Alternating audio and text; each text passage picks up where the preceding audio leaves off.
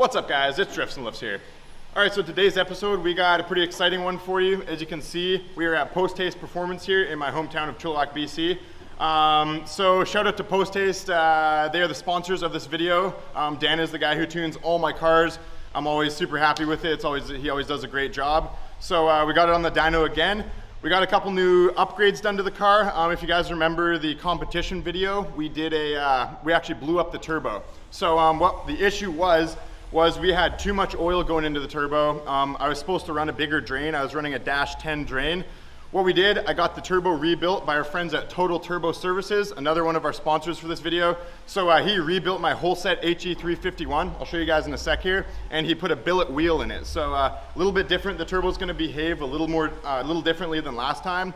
Last time on this dyno, we made 320 wheel horsepower and 300 foot-pounds of torque on 25 pounds of boost.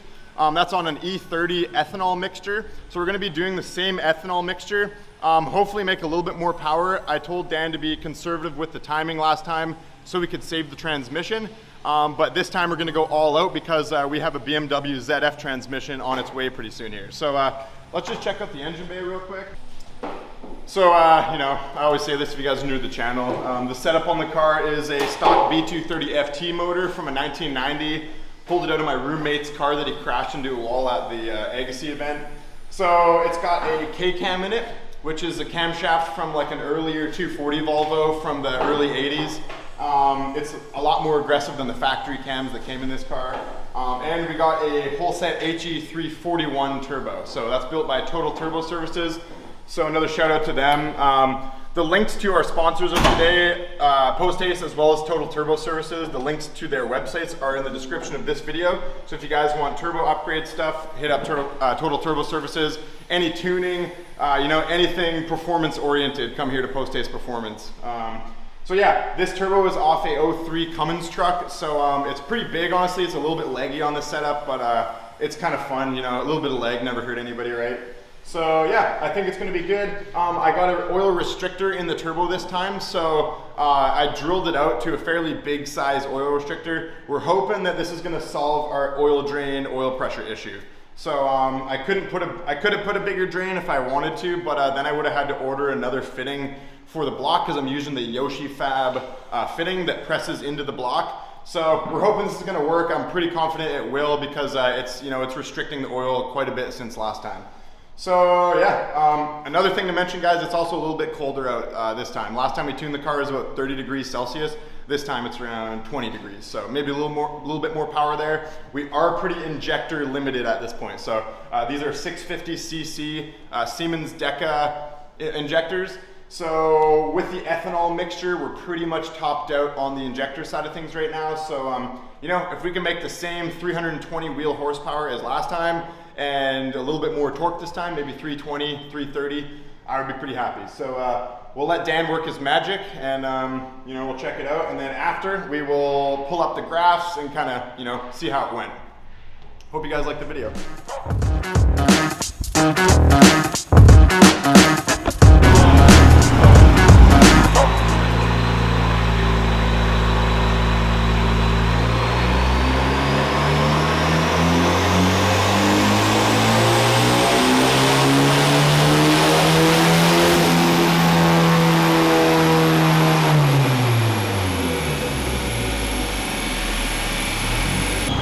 They'll just be messing with this for a while.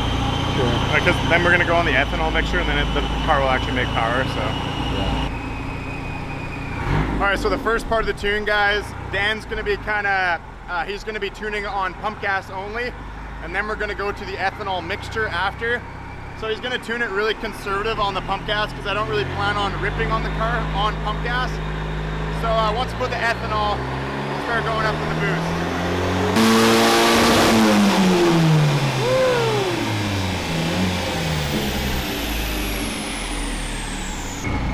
No more Mr. Nice Guy.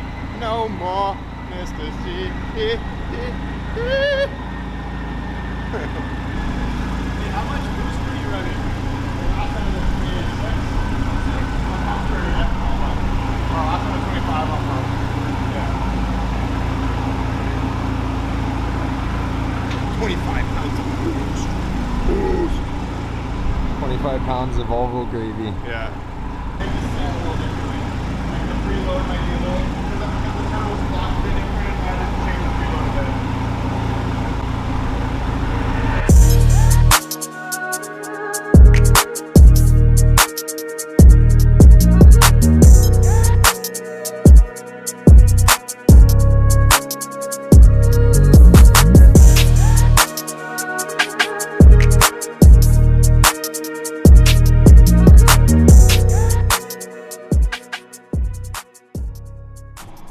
Alright guys, so we were on the dyno here and my belts blew off. So one tore to shreds, and actually when I started the car up this morning, I could hear kind of like a sound, and I think that was actually a little chunk of belt, probably like it was fraying off or whatever, and it was just kind of skipping around. So the belt eventually let go, so I'm just putting on a new belt right now, and then we'll get back to it. Alright, so what I'm doing right now, guys, is I'm pulling off the wastegate actuator because Dan informed me that the turbo is boosting quite a bit slower, so it's not ramping up to boost like it did last time we tuned it.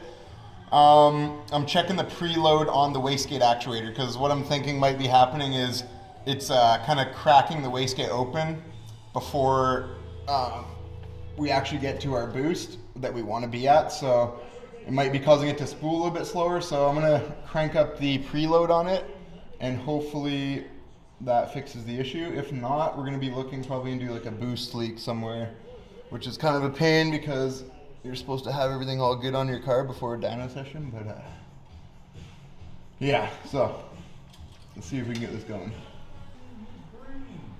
Several of them. That's coming up and I can't believe it's new.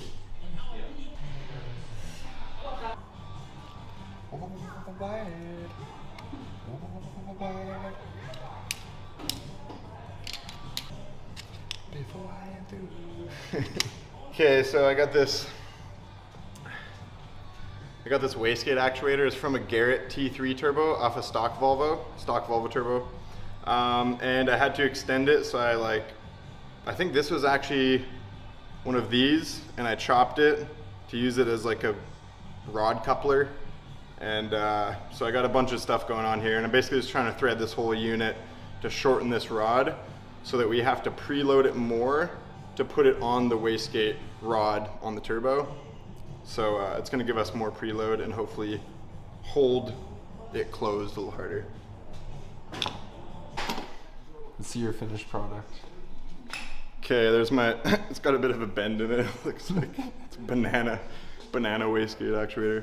Yeah, so I shortened it. I don't know, I shortened it like a couple millimeter, 2, 3, 4 maybe. Hopefully it does the job. Who knows? Let's go find out. You know. How's it looking? Okay, so we got it all together. We got the new belts on it, and we preloaded the wastegate actuator more. What do I want to do now? Before we get it back on going again, I'm just going to pull off one of these intake boots just to make sure it doesn't have a small crack or something in it.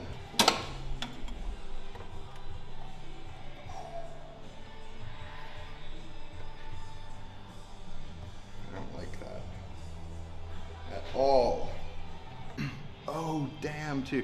Okay, look at this, guys. This is pretty gross. So inside this boot you can see essentially metal shavings, and that's from when my other turbo blew up and it chucked metal shavings into my engine. Red blocks for you.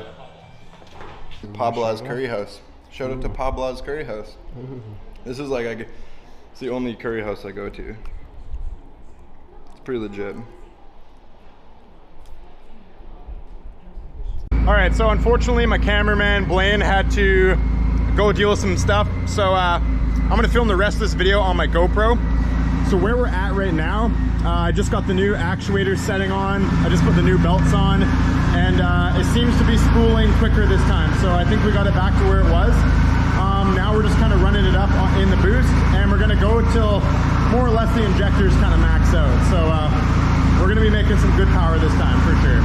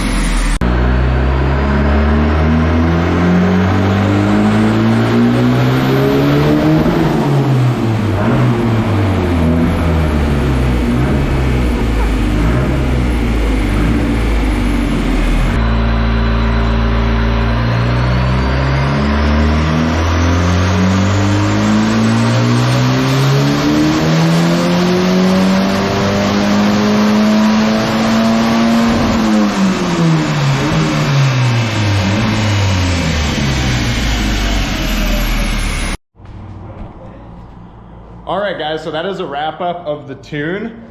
So I'm really happy with the numbers. So we got the numbers pulled up on the screen here. I'm gonna show you guys what the deal is. So last time we got our smaller lines here. So red is horsepower, blue is torque. So last time, also before I get into this, guys, I wanna mention that Dan's dyno he uses here is similar in ratings to a Mustang dyno. Now, if you went on a dyno jet, this car would be making another probably 40 to 50 wheel horsepower. Dan's actually had cars before that were tuned on a dyno jet. Dan's dyno reads, you know, substantially lower. So on a dyno jet, this would be closer to 400 wheel horsepower, actually a little bit over. But just, I'd mention that because all dynos read differently. It's more supposed to be just a tool, a tuning tool, really not supposed to kind of base everything off just the final number.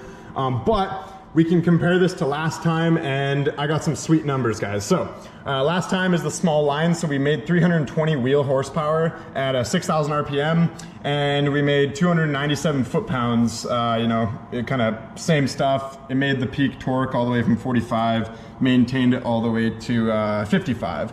So that was cool. That was on 25 pounds of boost. Now this time, like I said earlier, the air temperature outside is another probably 10 to 15 degrees cooler than last time. So that's gonna help us out with power quite a bit as well. We're running the same E30 ethanol mixture as last time. So this new turbo, I don't know if it, with the billet wheel is better or worse, but it still did really well. So as you guys can see, we made 355.9 wheel horsepower and pretty much 360 foot-pounds of torque. 357. So yeah, that's some serious numbers, guys. We're really pushing the stock connecting rods at this point. So people say on the forums, you know, the forums, they give you a lot of answers, but people say 350 wheel horsepower is the max you're gonna be able to push out of a bottom end of one of these. So we're pretty much on the ragged edge, guys. It's tuned safely, you know, there's no knock. Dan always makes sure it leaves here tuned safely. But this is definitely, just as far as the power numbers go, it's definitely pushing our factory rods. So with a smaller turbo, it's gonna be harder on the rods to have that boost come in earlier and make your peak torque earlier on in the RPM. That is harder on rods than making it, you know, up in the 4,000 range. But still, no matter how you cut it, we're still making a lot of torque. So yeah, this time we're running almost 30 pounds of boost, 29.21 PSI, you know, maintaining that the whole way. So this turbo, guys, you know, if you saw me putting this turbo in, I ported out the internal wastegate, so we're able to maintain that boost. It works pretty well. We got the actuator sorted how we wanted to. That's awesome, and overall, I'm really happy with this. So big shout out to Post Haste, man. You know, I'll never go to any other tuning shop. Dan has been sponsoring me for a long time, and I'm always super happy with the tunes that go down in this shop. So I'm stoked to take this for a rip. I'm gonna do that on another video, guys, so stay tuned for that. I apologize. I also have a really bad oil leak on this car coming from the oil cooler line, so I gotta fix that before I really rip on it. We don't wanna start a fire and that kind of thing. But all in all, one more shout out, guys, to Total Turbo Services, my other sponsor. So he whipped up this whole set HE341 for me, and as we found out today, it did really well on the dyno. So it looks like my oiling setup with the restrictor did its job. We couldn't really see any smoke coming out the exhaust or anything, so I think it's gonna be fine there. So yeah. So make sure you guys head over to Post Haste Performance and Total Turbo Services websites. The links to the websites are in the description of this video. So anyways, guys, next video, we're hopefully gonna bring this to the track and take it for a rip. Hopefully I can take my parents for their first drift ride along in this car, and that's gonna be a blast. So stay tuned for that. I'll let you go for now. Like and subscribe for hard-boiled Volvo eggs. Peace out.